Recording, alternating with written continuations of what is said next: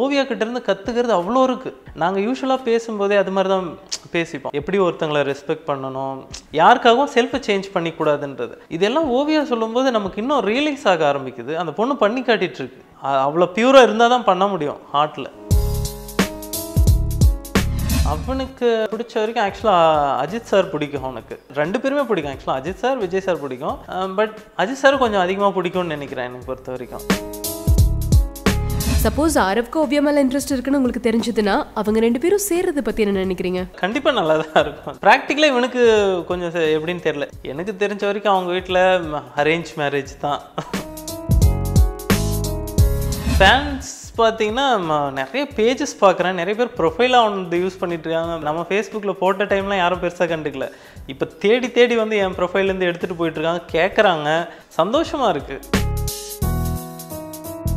மீடியாவில் அவருக்கு எப்படி இன்ட்ரெஸ்ட் வந்துச்சு அண்ட் அவரோட கோல் பற்றி சொல்லுங்கள். இல்லை, ஆப்வியஸ்லி கொஞ்சம் லுக் நல்லா இருக்கவங்க சொல்லியிருப்பாங்கள்ல. அப்பயே வந்து கூத்துப்பட்டிலாம் ஏதோ பண்ணியிருக்கான். ஆனால் எனக்கு ஒரு பயம் இருந்துகிட்டே இருந்தது. இவன் ஓகே நம்ம பாட்டுக்கு சொல்லிடுறோம், இவனுக்கு வந்து பண்ண முடியுமா, இவன் பெர்ஃபார்ம் பண்ணிவிடுவானா. ஆனால் அவன் சைத்தானில் ஒரு சின்ன இது பண்ணும்போது அதை பார்த்தோன்னே எனக்கு ஐ சாட்டிஸ்ஃபைடு ஆக்சுவலாக.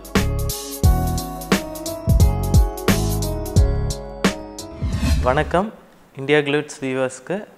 நான் VS Anantha Krishna, commercial photographer. Bigg Boss Aarav உங்களுக்கு க்ளோஸ் ஃப்ரெண்ட், உங்களோட மாடல். அவருக்கு நீங்கள் ஃபோட்டோ ஷூட் பண்ணும்போது என்ன மாதிரியான டிப்ஸ் இல்லை இன்புட்ஸ் எல்லாம் கொடுத்துருக்கீங்க? இல்லை, as a more then friend. அவன் எனக்கு வந்து பிரதர் மாதிரி. அவனை ஃபஸ்ட்டு நாளே நான் ஃபோட்டோ தான் எடுத்தேன். ஃபஸ்ட் நாள் அவனை மீட் பண்ணதே ஃபோட்டோ எடுத்தது தான். அது ஒரு பெரிய இன்ட்ரெஸ்டிங்கான ஃபேக்ட். திடீர்னு ஒரு நாள் நைட்டு ஒரு 10:30 11 இருக்கும். ஒரு போஸ்ட் ஆகுது. ஒரு பையனோட ஃபோட்டோ வருது. செம்ம ஸ்மார்ட்டாக ஒரு மாதிரி பார்த்தோன்னே ஒரு அட்ராக்ட் ஆகிற ஒரு ஃபேஸு. அதாவது சிலர் வந்து ஃபோட்டோஜெனிக் அப்படியே உட்காரும்ல. ஸோ எனக்கு செம்ம ஷாக்கிங்காக யாரா இந்த பையன் டீட்டெயில் போய் பார்த்துட்டு, ஏன்னா நான் அவன் ப்ரொஃபைல் பார்த்ததே இல்லை. கிளிக் பண்ணிவிட்டு போனால் இவன் தான் என்கிட்ட ஃபுல்லாக சேட் பண்ணியிருக்கான்.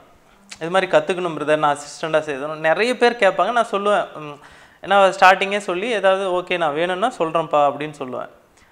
எனக்கு அடப்பாவே அப்படின்ட்டு டக்குன்னு அந்த டைமே அவனுக்கு நான் மெசேஜ் பண்ணேன், இருக்கே ஆன்லைனில் இருக்கேன்னொன்னே சொல்லுங்கண்ணா அப்படின்னா, இந்த நம்பருக்கு உடனே எனக்கு கால் பண்ணு அப்படின்னொன்னே பேசினான். நீ எதுனா மூவிக்கு ட்ரை பண்ணியிருக்கேன், அது மாதிரி ஆசை தானே, பட் நமக்கு எப்படி ஈஸியாக சான்ஸ் கிடைக்கும் அப்படின்னா அவன் ட்ரை பண்ணியிருக்கான். ஆக்சுவலாக லேர்ன் பண்ணியிருக்கான். அதுக்கு முன்னாடி ஆக்டிங்லாம் ஒரு ப்ராப்பராக கஷ்டம் இல்லை, ஒரு வெளியில் எந்த சப்போர்ட்டுமே இல்லாமல் வர பசங்க. சரி நாளைக்கு நீ வா, நாளைக்கு நாம் மீட் பண்ணுவோம் அப்படின்னா. கரெக்டாக இப்போ ஒரு பிராண்டோட ஒரு ஷூட், அதுக்கு டெஸ்ட் மாடலாக வந்து அவன் வரும்போது அவனை அப்போ தான் ஃபஸ்ட் டைம் அவனை மீட் பண்ணுறேன். அவனை வச்சு ஒரு ஷார்ட் மட்டும் பண்ணிவிட்டு கொடுத்துட்டு தென் அப்போ தான் மீட் பண்ணுறோம். அடுத்த நாளே அவனை வச்சு ஒரு ஷூட் பண்ணோம். அவர் நிறைய ஆட் ஃபிலிம்ஸ் பண்ணியிருக்காரு. இன்ஃபேக்ட் அதனால தான் பிக் பாஸ்குள்ளேயே போயிருக்காரு. அந்த ஆட்ஸ் எல்லாம் நீங்கள் தான் அவருக்கு ரெஃபர் பண்ணீங்களா, இல்லை உங்களோட அட்வர்டைஸ்மெண்ட்டில் அவர் ஒர்க் பண்ணாரா? கண்டிப்பாக கிடையாது. என்னது வந்து பேஸ் அவனை பார்த்தோன்னா பிடிச்சது, இந்த பையன் பண்ணால் நல்லாயிருக்கும். அது இன்ன வரைக்கும் அந்த பெயின் எனக்கு இருக்குது. இந்த பையன் ஏதாவது ஒன்று பண்ணி பெருசாக தெரியணும் வெளியே. இன்றைக்கி எனக்கு பெரிய ஹாப்பி என்னென்னா, அவ்வளோ ஃபேன்ஸ் இருக்காங்க, அவ்வளோ ஃபேன் பேஜ் இருக்குது. அவன் பேஜை விட வந்து இன்ஸ்டாலாம் வந்து பெரிய லைக்ஸ் வாங்கியிருக்கான் அவன் ஃபேன் பேஜு.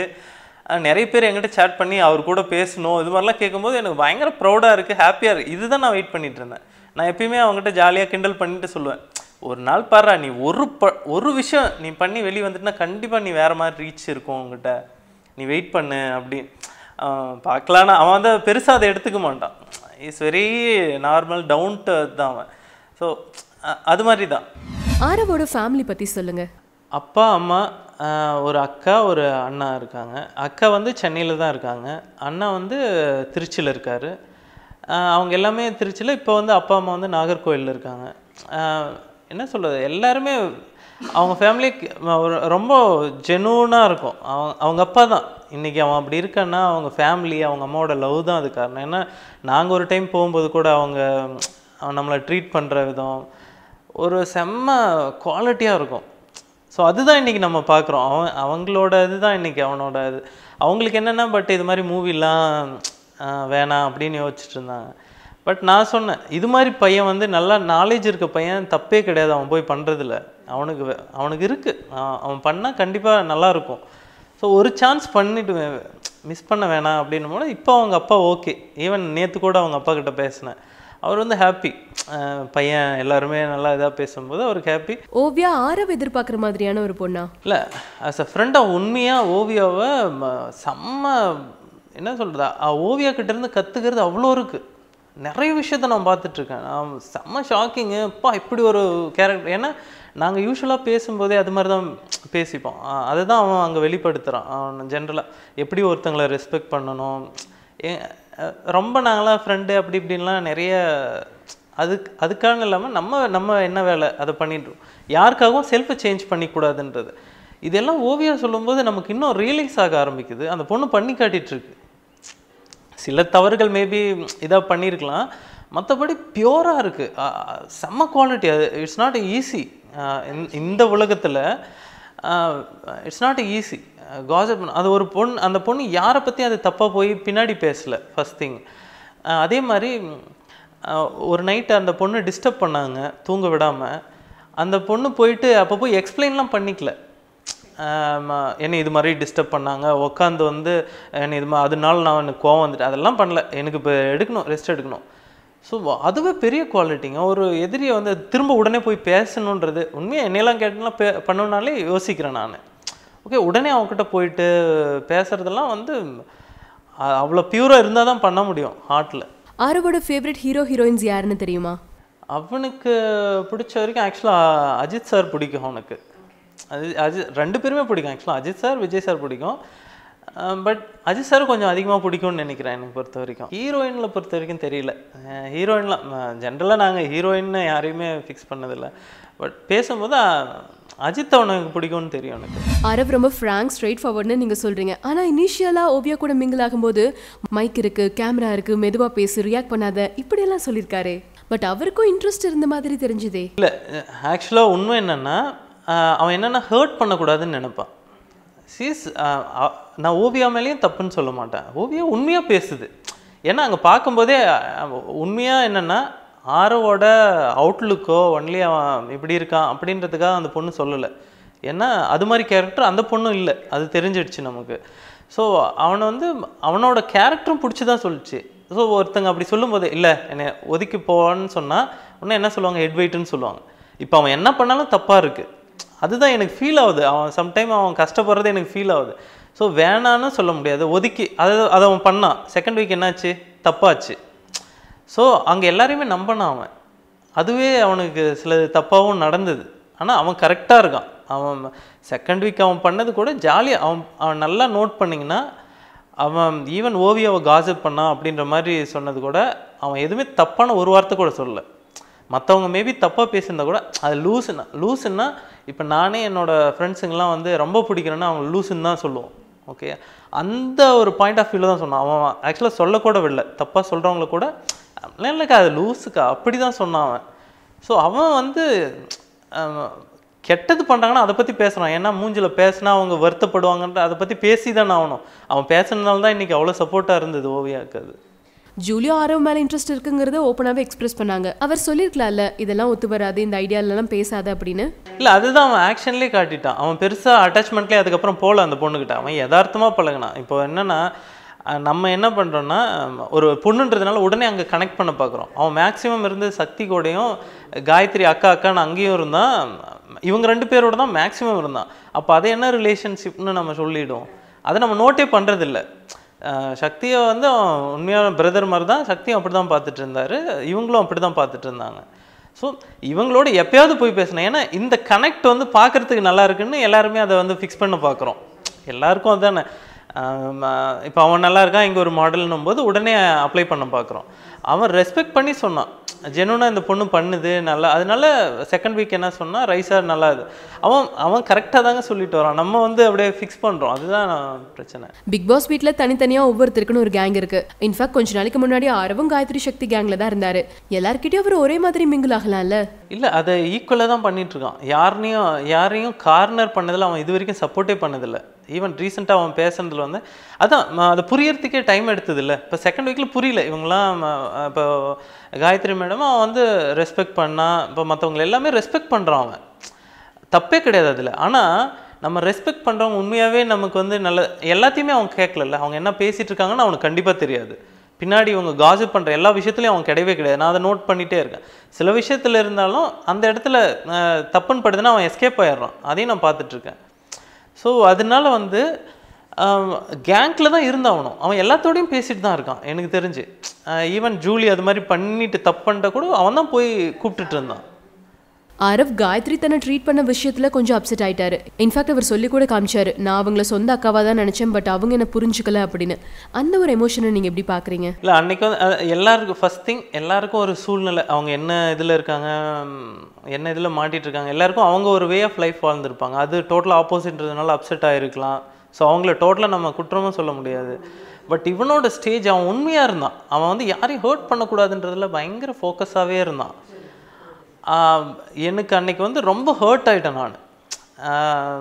அவனை பார்க்குறதுக்கு எனக்கு பிடிக்கல. அப்போது பாவமாக இருந்தது. அவனை அப்படி பார்க்கவே எனக்கு பிடிக்காது. ஒரு மாதிரி மூடு அவுட்டான அவன் உண்மையாக இருந்தது தான் அவனுக்கு வலிச்சது. நான் உண்மையாக தான் நான் பழக்கினேன். ஏன் வந்து நான் அப்போது அக்கான்னு சொன்னதெல்லாம் வந்து இவங்க அது உண்மை இல்லாமல் போயிடுச்சான்னு நான் அன்றைக்கி ஃபீல் பண்ணது என்னென்னா, நீ போதுண்டா வந்துருன்னு தான் நான் ஃபீல் பண்ணேன். அதுதான் இப்போ தமிழ்நாட்டில் பல பேர் தெரிஞ்சுக்க நினைக்கிற விஷயம், ஆரவ் கமிட் ஆயிட்டாரா இல்லையா? ஏன்னா நமிதா சொன்னாங்க அவருக்கு ஆள் இருக்குன்னு சொல்லி. அப்படியா? இல்லை, அது காமெடியாக சொன்னோன்னா என்னன்னு தெரியல. அந்த விஷயம் மட்டும் எனக்கு உண்மையாகவே சீரியஸாக தெரியல. ஏன்னா பர்சனல் அது மாதிரி ரொம்ப விஷயம். அந்த விஷயத்த மோஸ்ட்லி நாங்கள் பேசிக்கிட்டதும் இல்லை. நாங்கள் பேசிக்கிறது என்னன்னா ஒர்க் விஷயந்தான். அது மாதிரி பொறுத்த வரைக்கும் எனக்கு அது மாதிரி தெரியல. அது சும்மா இவங்க ஓட்டுறாங்க, வாயை அடைக்கணும்ல. இல்லைன்னு சொன்னால் திரும்ப அதை பற்றி பேசிட்டே இருப்பாங்க. ஆமாம் 2 மாதத்துலன்னு அதுக்கப்புறம் வேறு பேசுகிற டாப்பிக்கே அவங்களுக்கு கிடைக்காதுல்ல. சரி, ஒரு ஃப்ரெண்டாக சொல்லுங்கள், ஆரவ்க்கு லவ் மேரேஜ் நடக்குமா இல்லை அரேஞ்ச் மேரேஜ் நடக்குமா? எனக்கு தெரிஞ்ச வரைக்கும் அவங்க வீட்டில் அரேஞ்ச் மேரேஜ் தான். அந்த இதில் தான் அவனும் அதை பற்றிலாம் ரொம்பலாம் யோசிக்கல. இப்போ அவன் அதெல்லாம் யோசிக்கிறதுக்கும் அவனுக்கு டைம் இல்லை. அவன் பார்த்தீங்கன்னா அங்கங்கே போய் சான்ஸுக்கும் அங்கங்கே போய் பார்க்குறதுக்கும் அதில் தான் அவன் சுற்றிட்டு இருக்கான். இருந்த வரைக்கும் அதுதான் பண்ணிகிட்டு இருந்தான். அப்புறம் அவங்க வீட்டு சைடு வேலை, எப்போல்லாம் டைம் கிடைக்குதோ வீட்டில் போயிட்டு அப்பாவுக்கான வேலை, அப்பா அம்மாவோட சேர்ந்து அந்த வேலையை பார்த்துட்ருப்பான். மற்றபடி அவங்க வீட்டில் தான் எல்லாமே எடுத்து பண்ணுவாங்கன்னு நினைக்கிறேன். மீடியாவில் அவருக்கு எப்படி இன்ட்ரெஸ்ட் வந்துச்சு அண்ட் அவரோட கோல் பற்றி சொல்லுங்கள். இல்லை, ஆப்வியஸ்லி கொஞ்சம் லுக் நல்லா இருக்கவங்க சொல்லியிருப்பாங்கள்ல. அப்பயே அவன் வந்து கூத்துப்பட்டிலாம் ஏதோ பண்ணியிருக்கான், ஆல்ரெடி ஏதோ பண்ணியிருக்கான். ஸோ பெருசாக எதுன்னொன்னா அப்படியே கொஞ்சம் ஒரு சைடு ஒரு ஆசை இருந்துகிட்டே இருக்குது. பட் ஒரு சர்டன் பாயிண்டில் அவன் புரிஞ்சுக்கிட்டான். ஆனால் எனக்கு ஒரு பயம் இருந்துகிட்டே இருந்து, இவன் ஓகே நம்ம பாட்டுக்கு சொல்லிடுறோம், இவனுக்கு வந்து பண்ண முடியுமா, இவன் பெர்ஃபார்ம் பண்ணிவிடுவானா. ஏன்னா எப்பயுமே அதை சொல்லுவேன், நீ எங்கேயுமே சாட்டிஸ்ஃபேக்ஷன் மட்டும் ஆகிடாத. ஏன்னா கட்டல் மாதிரி இங்கே நீ இதை முதல்ல லேர்ன் நிறைய பாரு, நீ நிறைய லேர்ன் பண்ணு அப்படின்னு சொல்லுவோம். ஆனால் அவன் சைத்தானில் ஒரு சின்ன இது பண்ணும்போது அதை பார்த்தோன்னே எனக்கு ஐ சாட்டிஸ்ஃபைடு. ஆக்சுவலாக அவனால் பண்ண முடியும், லேர்ன் பண்ணுவான். அவன் இத்தனைக்கு ஒரு டைலாக் கிடையாது அதில். அவன் பண்ணது எல்லாமே சூப்பராக இருந்தது, பர்ஃபெக்டாக பண்ணியிருந்தான் அந்த கேரக்டரை. அவரோட ஃபேன் ஃபாலோவிங்ஸ் பற்றி சொல்லுங்கள். அதான் ஃபேன்ஸ் பார்த்தீங்கன்னா நிறைய பேஜஸ் பார்க்குறேன், நிறைய பேர் ப்ரொஃபைலாக அவன் யூஸ் பண்ணிட்டு இருக்காங்க. சந்தோஷமாக இருக்குது. நம்ம எடுத்த ஃபோட்டோஸ்லாம் இப்போ தான் வந்து ஸ்ப்ரெட் ஆகுது. நம்ம ஃபேஸ்புக்கில் போட்ட டைம்லாம் யாரும் பெருசாக கண்டுக்கல. இப்போ தேடி வந்து என் ப்ரொஃபைல்லேருந்து எடுத்துகிட்டு போயிட்டுருக்காங்க, கேட்குறாங்க.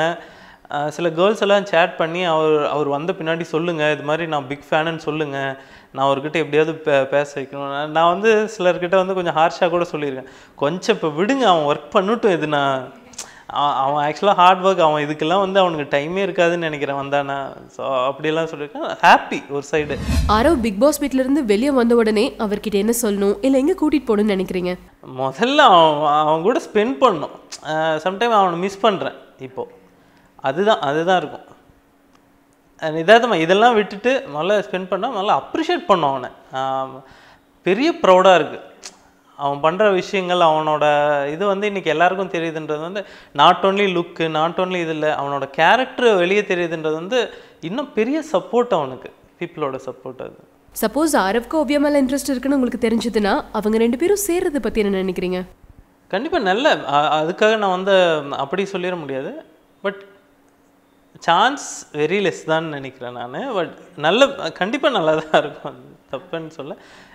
ப்ராக்டிக்கலாக இவனுக்கு கொஞ்சம் எப்படின்னு தெரில, செட் ஆகாதுன்னு தான் நினைக்கிறேன். Thank you so much. கண்டிப்பாக இது ஒரு நல்ல சான்ஸாக இருந்தது. எனக்காக இல்லைனாலும் நான் வந்து வெயிட் பண்ணிகிட்டு இருந்தேன்.